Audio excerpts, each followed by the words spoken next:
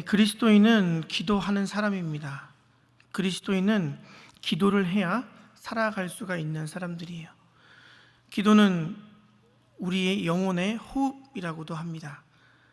또한 기독교가 없으면 우리 기독교는 더 이상 기독교로서의 힘을 발휘할 수가 없게 되는 겁니다.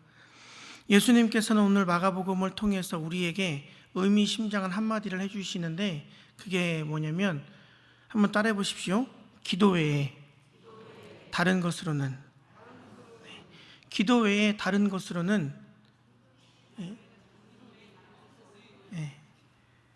이런 종료가 나갈 수가 없다고 예수님께서 성경을 통해서 우리에게 말씀해 주고 있는 거예요. 정말 짧은 한마디지만 이 짧은 한마디 안에 기도의 필요성, 그리고 기도의 능력, 기도에 대한 결과, 이것을 우리가 함께 발견할 수가 있게 된다는 겁니다. 우리는 누구나 크고 작은 문제를 안고 살아갑니다.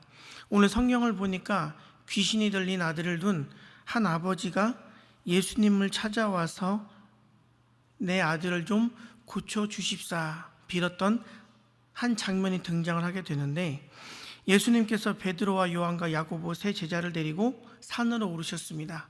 그리고 영광스러운 모습으로 변화된 다음에 다시 제자들과 함께 산 밑으로 내려왔는데, 큰 무리가 제자들을 둘러싸고 석인관들과 함께 변론을 하고 있었던 거예요. 그래서 그 이유를 물어보니 무리 중에 하나가 대답을 하는데 아마 아이의 아버지로 보입니다. 하나밖에 없는 제 아들 때문에 제가 여기 지금 찾아왔습니다. 이 아이가 지금 귀신이 들렸는데 거품을 흘리고 이를 갈고 파리 해저만 가는데 도저히 고칠 방법이 없습니다. 그래서 제가 선생님 제자들에게 갔는데 어찌된 영문인지 선생님의 제자들이 제 아들을 고치지 못하더라고요. 선생님, 기왕 여기까지 오셨으면 제 아들을 좀 고쳐주세요 라고 말씀하고 있는 거예요. 예수님의 제자입니다. 예수님을 그렇게 오래 따라다녔는데 어찌된 영문인지 예수님의 제자들은 이 귀신 들린 아들을 고치지 못했어요. 예수님은 또 성경을 보시면 자주 산에 오르셨는데 이유를 가만히 보니 예수님께서는 산에 오르실 때 꼭 기도를 하셨습니다. 그러니까 예수님께서 기도를 하신 이유는 뭐예요? 뭔가를 구하고 뭔가를 원하고 뭔가를 바라는 기도가 아니라 거기에서 하나님의 뜻을 구하는 겁니다. 거기에서 아버지의 뜻을 물었던 거예요. 아버지, 내가 어떻게 하면 좋겠습니까? 아버지, 내가 무엇을 할까요? 하나님의 나라가 이 땅에 확장이 되는데 내가 어떻게 해야 될까요? 늘 그것을 물으셨던 거예요.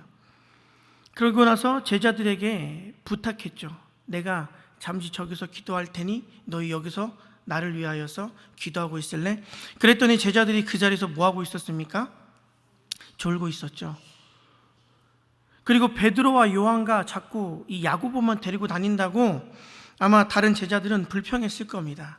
야고보서 3장 11절을 보게 되면 우리에게 이렇게 말씀해요. 샘이 한 구멍으로 어찌 단물과 쓴물을 내겠느냐.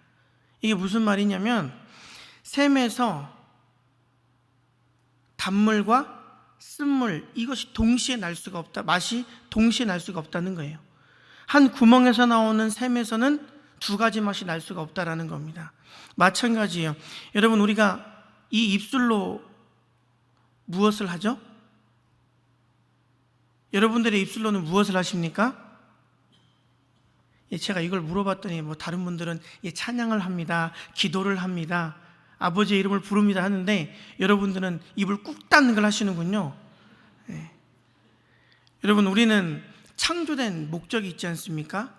하나님의 이름을 영화롭게 하기 위해 창조된 바 그 목적대로 하나님의 이름을 찬송하기 위해서 우리는 이 입술이 창조된 사람들입니다.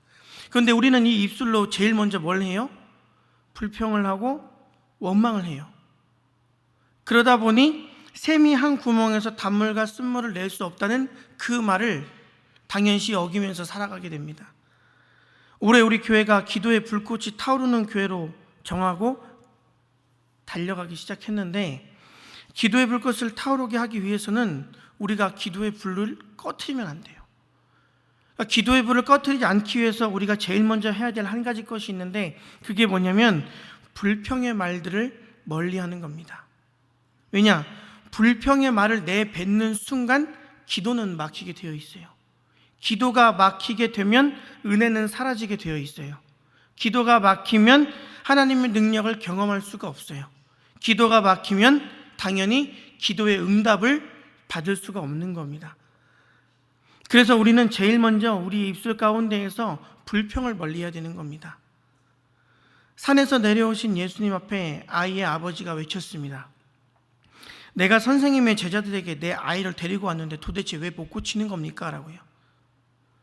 귀신을 내쫓지 못하고 쩔쩔매고 있는 제자들에게 예수님이 말씀하셨습니다. 이 믿음이 없는 세대요.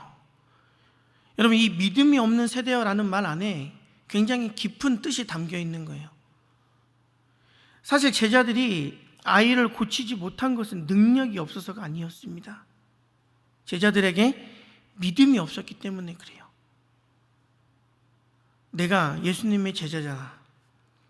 내가 예수님의 제자이기 때문에 나 또한 동일한 예수님의 능력을 나도 선포하고 나도 나타내고 드러낼 수 있다. 나는 그런 예수님의 제자다.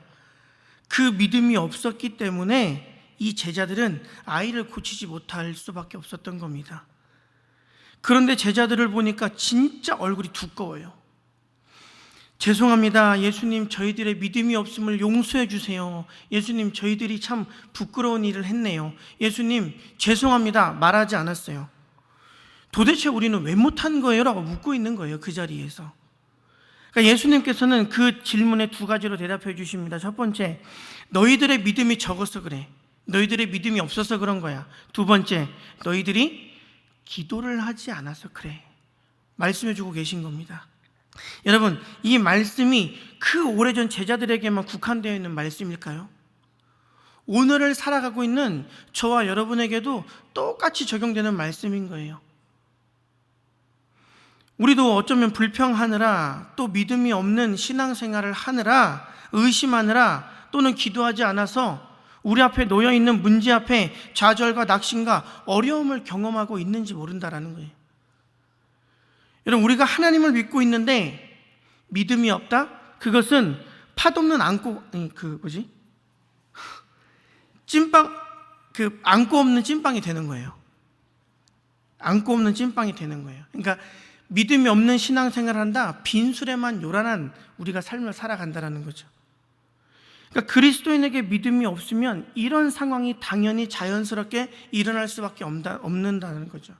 그럼 그런 상황이 일어나면 그리스도인이라고 한다면, 아, 내가 지금 믿음이 없구나, 믿음이 약해져 있구나, 내 신앙생활에 문제가 생겼구나, 돌이키고 회개를 해야 되는데, 우리는 그때에 또 입술을 열어서 뭘 한다고 합니까? 불평을 한다는 거죠. 원망을 한다는 거예요. 왜? 나에게만. 왜? 나한테만 이런 일이 일어나는지. 여러분, 귀신을 보게 되면 어디서든지라고 대답을 하고 있거든요. 어디서든지. 그러니까 귀신이 하는 일이 뭐냐면 어디서든지 누구를 잡아 쓰러뜨려요. 귀신은 어디서든지 누구든지 잡아서 거품을 흘리게 해요.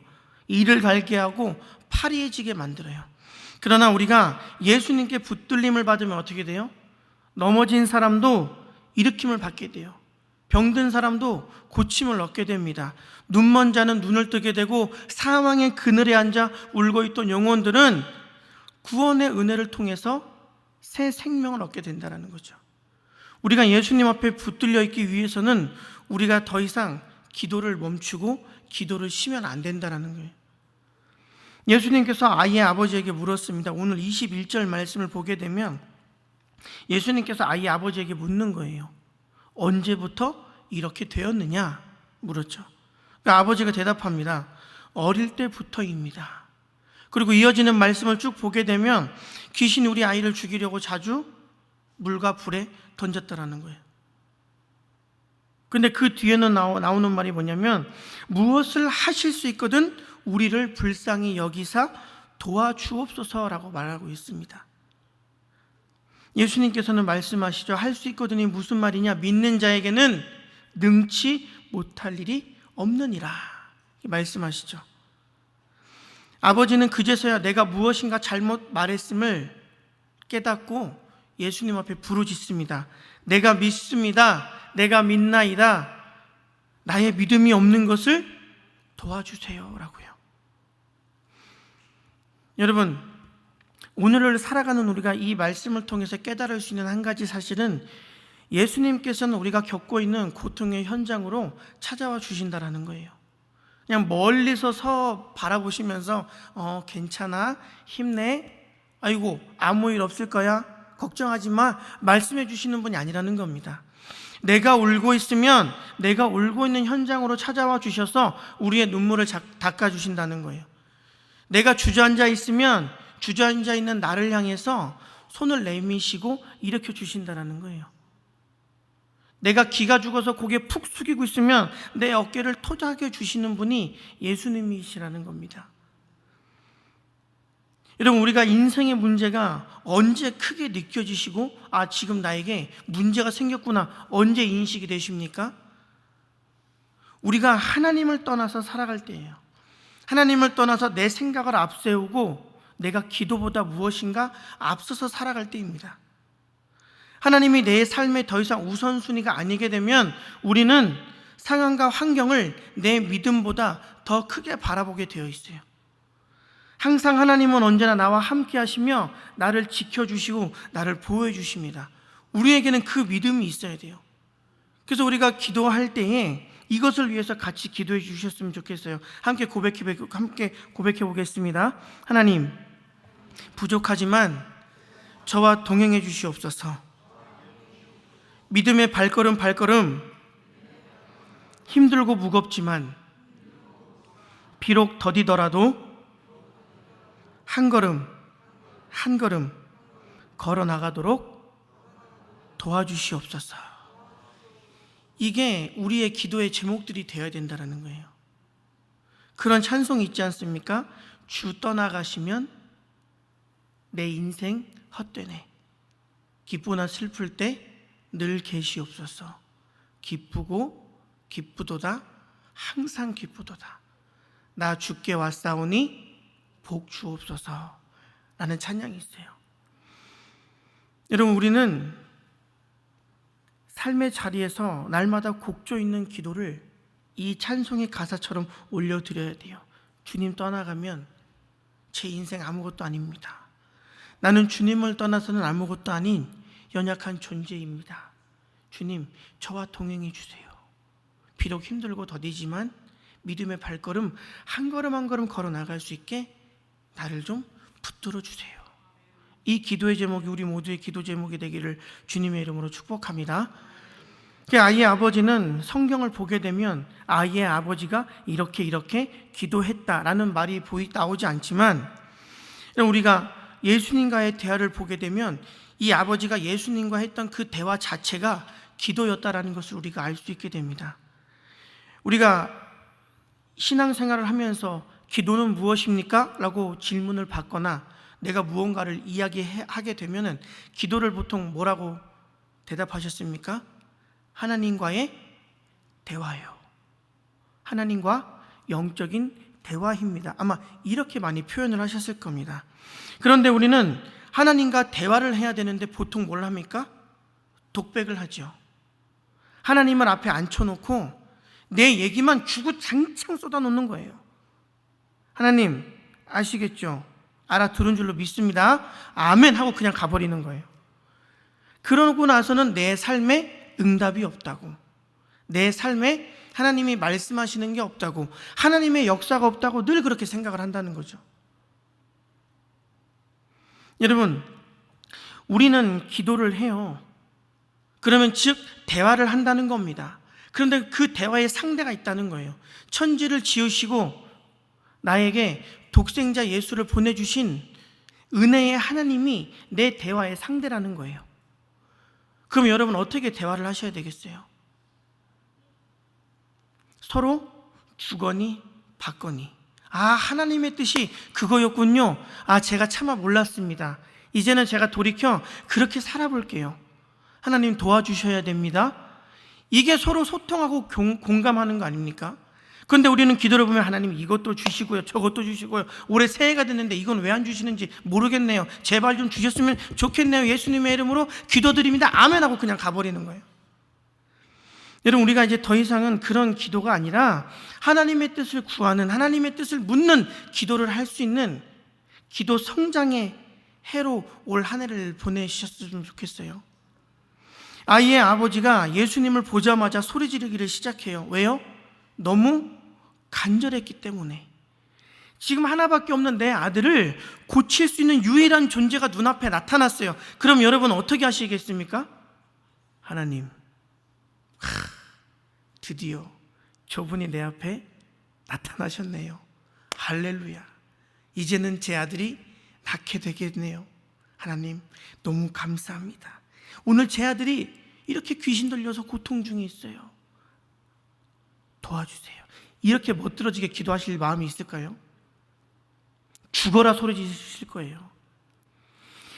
아버지, 내 아들을 좀 낫게 해주세요. 앞에 수식어가 어디 붙어요? 전능하신 하나님, 위대하신 하나님, 그게 어디 붙겠습니까? 소리 지르다가 목청이 터질 수도 있을 거예요. 왜요? 오늘 성경이 말하는 아버지가 부르짖었다라고 하는 원어를 들어보게 되면 목청이 터지도록 소리를 질렀다라는 거예요.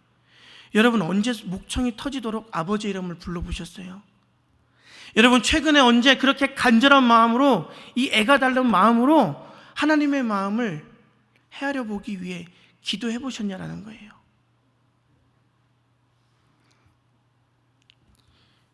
소리 질러야 되는 거예요. 부르짖어야 되는 거예요. 그러면 예레미야 33장 3절이 말하는 복이 나에게 임하는 겁니다. 너는 내게 부르짖으라. 내가 내게 응답하겠고 내가 알지 못하는 크고 그 은밀한 일, 비밀한 일을 너희에게 보이겠다. 여러분, 부르짖으면 응답해 주시는 거예요. 내가 간절한 마음으로 하나님의 이름을 구하면 응답해 주시고요, 내가 그동안 알지 못했던 하나님의 놀라우신 그 구원 사역을, 나를 향한 하나님의 그 은밀하신 비밀하신 뜻을 내가 알 수 있게 되는 거예요. 그러니 우리가 기도해야 되지 않겠습니까? 제자들이 기도 외에 다른 방법을 그 자리에서 썼기 때문에 예수님께서는 오늘 29절처럼 말씀하신 거예요. 기도 외에 다른 것으로는. 여러분, 기도 말고 다른 것으로 지금 있는 그 문제들을 해결하려고 하시지 말고 지금 기도하십시오. 지금 하늘 문이 열리도록 기도하셔야 되는 거예요. 지금 하늘 문이 열려서 하나님의 음성이 나에게 주어질 수 있도록 지금 부르짖고 지금 찾아야 되는 거예요. 왜요? 성경이 말하는 하나님을 만날 만한 간절한 때가 바로 지금이기 때문에 그렇습니다. 기도 말고는, 기도 외에는 길도 없고 방법도 없는 겁니다. 올 한 해 그런 기도의 불꽃을 타게 하는 우리 모두가 되시기를 소망합니다. 기도하시겠습니다.